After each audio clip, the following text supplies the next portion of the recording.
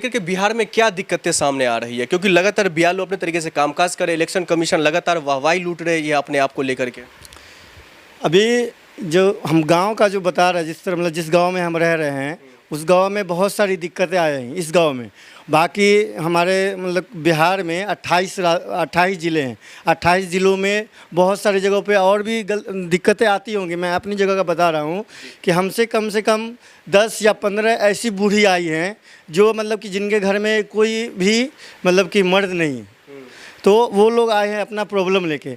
किसी का मतलब कि कोई अब उनके बाप जो है मतलब फादर इंतकाल कर रहे हैं, माता जी इंतकाल कर गए। अब उनका यहाँ पे 2003 में उनका बोल रहा है कि 2003 का हम लिस्ट दिखाइए, तो ये करेंगे वो करेंगे। जो डॉक्यूमेंट है, जो दस्तावेज मांगा जा रहा है वो नहीं है लोगों के पास, उसकी समस्याएं ज़्यादा निकल कर के आ रही है। हाँ बिल्कुल। और कहने का मतलब कि उसमें सबसे बड़ा जो अभी दिक्कत है, डॉक्यूमेंट्स का तो दिक्कत है ही। और यहाँ पे जो हमारे जो बीएलओ साहब जो हैं, हमारे जो बीएलओ मतलब कुछ बीएलओ जो हमारे उन लेडीज़ के पास जो आई हैं, तो वो बीएलओ उनसे फॉर्म ले लिए, मतलब फॉर्म जमा कर दिए और बोलो कि फॉर्म हमको दे दो। और उससे उसी समय वो भरवा के ले गए और उसका उनको कुछ नहीं बोला। 15 दिन के बाद आके बोल रहे हमको आज आवासी चाहिए, नहीं तो फिर आपका नाम कटेगा। इस तरह के उनको सवाल किए जा रहे हैं। अब वो बेचारी आके हमारे पास रो रही है। हमारे जैसे और भी लोग हैं उनको जाके बोल रही है कि अपना पहचान, क्योंकि अनएजुकेटेड लोग हैं, उनको क्या पता कि क्या है नहीं है। वो अपने बाप दादा का कहाँ से खोजेंगे या नहीं खोजेंगे। तो डॉक्यूमेंट्स का सबसे बड़ा दिक्कत हो रहा है। एक तो बता दिया आपने डॉक्यूमेंट की सबसे बड़ी समस्या आ रही है, दूसरी जो है लोगों के पास उस तरीके की वो सुविधाएं नहीं है जिससे वो अपना प्रॉब्लम का सोल्यूशन ढूंढ पाए। तो नहीं मतलब प्रॉब्लम तो आ ही रहा है। और उसके बाद उसमें जो है आवासी का जो मेन मतलब कि जो डॉक्यूमेंट्स में, अब जो लोग एजुकेटेड है वो तो अपना 10वीं का सर्टिफिकेट, पासपोर्ट कुछ भी लगा देंगे जिस तरह से मांगा जा रहा है। लेकिन उनके पास आवासी जो मांग रहे हैं, रेसिडेंशियल भी मांग रहे हैं। अब उनके पास रेसिडेंशियल बनाने के लिए वो जब अब आज आप बोलेंगे किसी को बनाने के लिए, तो एट ए टाइम मतलब सडनली कहाँ से बनाएंगे। तो अब हमारे पास किसी कैफ़े में जा रहे हैं, तो उनको जब जा रही हैं तो उनको एक ही प्रॉब्लम आ रहा है, कैफ़े 2 हफ्ते से कैफ़े मतलब कि चालू नहीं है, मतलब कि वो सर्वर आरटीपीएस का जो सर्वर है वो डाउन चल रहा है। इसका सबूत मेरे पास अभी भी है कि मैं अभी ओपन कर रहा हूँ पेज, तो वो पेज ओपन नहीं हो रहा है। आप एक बिहार के युवा है, आप जैसे युवा ये इलेक्शन कमीशन के इस कदम को कैसे देख रहे हैं? अब हम लोग इस चीज़ से भी हम लोग इस चीज़ के ख़िलाफ़ है। अब हमारे देखिए, जैसे कि आप लोग सब लोगों ने देखा भी है और देख भी रहे हैं। जैसे कि अभी राहुल गांधी जी अब इसी चीज़ को लेके दौरा कर रहे हैं, बिहार में दौरा कर रहे हैं, यात्रा कर रहे हैं। आज शायद गया में उनका यात्रा था और भी इसके बाद और भी जगह पे जाएंगे, वो दरभंगा, मुजफ्फरपुर और भी इस तरह के जगहों में जाएंगे। तो वो इसी चीज़ को लेकर जा रहे हैं और वो उनको सब जानते हैं, पूरी दुनिया जानती है, पूरी इंडिया जानती है। मतलब इंडिया के वो मतलब एक मतलब कांग्रेस के वो अध्यक्ष हैं। तो हाँ, वो मतलब कांग्रेस विपक्षी नेता है। उनका कोई मतलब उनको यहाँ तक कि उसी चीज़ के लिए उनको जेल कर दिया गया। अब उनका जब नहीं सुना तो मेरा कहाँ से सुनेगा। लेकिन सवाल ये भी खड़ा हो रहा है ना, जो कांग्रेस जब से ये जो निकल कर आया, एसआईआर का मामला निकल कर आया है, चुनाव आयोग कह रहे हैं जो लोग इस एक सर्वे है, इससे क्या दिक्कत ही होगी लोगों की। जो लोगों की मृत्यु हो गई है उसका नाम कट जाएगा, जो लोग एक जगह से दूसरे जगह चले गए हैं उनका नाम हटेगा। तो ये तो और अच्छी बात है ना, एक नई पहल शुरू हुई है ना बिहार में। नई पहल शुरू हुई है, लेकिन इसमें लोगों को डॉक्यूमेंट्स आप देखिए। सबसे पहला चीज़ की है आप लोगों ने, ये इलेक्शन कमीशन ने ये सिर्फ इस वक्त कम दिया, ठीक है। सबसे पहली चीज़ है कि वक्त कम दिया। आज कोई भी कम वक्त में आप अच्छा काम कभी कर ही नहीं सकते हैं, ठीक है। कम वक्त रहेगा तो आप कभी भी अच्छा काम नहीं कर सकते। जैसे कि हम एक एग्जाम्पल ले लेते हैं, कुछ दिन पहले का बच्चे के मैट्रिक का रिजल्ट आया, ठीक है। सिर्फ 1 महीना में रिजल्ट दिया। जो बच्चा नहीं पढ़ा उसको आ रहा है 380 390 मतलब फर्स्ट डिवीज़न आ रहा है। जो बच्चा पढ़ के भी आया है वो घर पर आके रो रहा है क्योंकि उसका नंबर फेल हो गया, क्योंकि वो चेक नहीं हो रहा है, वो सिर्फ वाहवाही हो रहा है।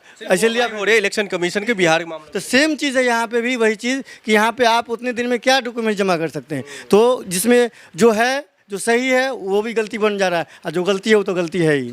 राहुल गांधी का जो यात्रा है वो लगातार बिहार में चल रहा है, लेकिन इसी बीच हलफनामा एक नया मामला निकल करके आ गया है। कहा यह जा रहा है जो इलेक्शन कमीशन द्वारा 7 दिनों के अंदर में आपको ये हलफनामा जो है देना होगा, लेकिन उसके बाद कार्रवाई होगी, एक्शन होगी। किस तरीके की कार्रवाई होगी, किस तरीके का एक्शन होगा, ये हालांकि जो है विचार का बात है। इस पर जो है हालांकि जो बातचीत करने का तरीका है, लेकिन इन तमाम मामलों को लेकर के जो कांग्रेस के नेता है, कांग्रेस के जो वरिष्ठ नेता है, इन तमाम मामलों पर वो जो है वो सवाल करते हुए दिखाई दे रहे हैं। चाहे सुप्रिया हो या फिर इन बड़े नेता हो, लगातार ये कहने की कोशिश कर रहे हैं जो आखिरकार चुनाव आयोग छुपाने की क्या कोशिश कर रहा है। क्या चुनाव आयोग लगातार इन तमाम मामलों को वो जानते नहीं हैं, वो जानबूझकर ये करवाने की कोशिश कर रहा है? क्योंकि बिहार विधानसभा चुनाव नज़दीक है और इन तमाम मामलों को लेकर के कहीं ना कहीं चुनाव आयोग चुप्पी साधे हुए हैं। चुनाव आयोग पर कई तरीके के सवाल खड़ा हो रहा है, जवाब का अता पता नहीं है। राहुल गांधी यात्रा कर रहे हैं और इस यात्रा के दौरान कई तरीके के जो है दृश्य सामने आते हैं, जिसमें वीआईपी के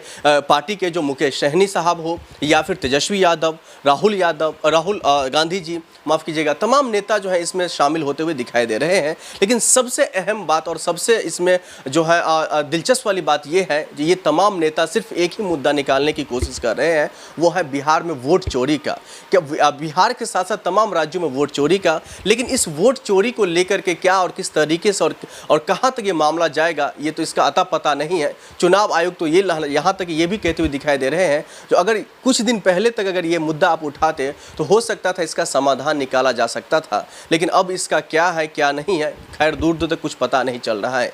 लेकिन अब ऐसे में देखना ये होगा जो राहुल गांधी का इस यात्रा का किस तरीके से और कैसा असर पड़ेगा बिहार विधानसभा चुनाव पर, क्योंकि नीतीश कुमार लगातार इन तमाम मुद्दों को पीछे ढकेलने की कोशिश कर रहे हैं और रोजगार की बात, शिक्षा की बात करते हुए दिखाई दे रहे हैं, लेकिन इनके सवालों का जवाब देते हुए दिखाई नहीं दे रहा है। अब ऐसे में देखना ये होगा जो राहुल गांधी के इस यात्रा से किस तरीके से और कितना असर पड़ेगा। लेकिन वहीं हम आपको बता दें, तेजस्वी यादव हो या फिर लालू प्रसाद यादव हो, वो लगातार घेरने की कोशिश कर रहे हैं नीतीश कुमार को और यहाँ तक कि इलेक्शन कमीशन को।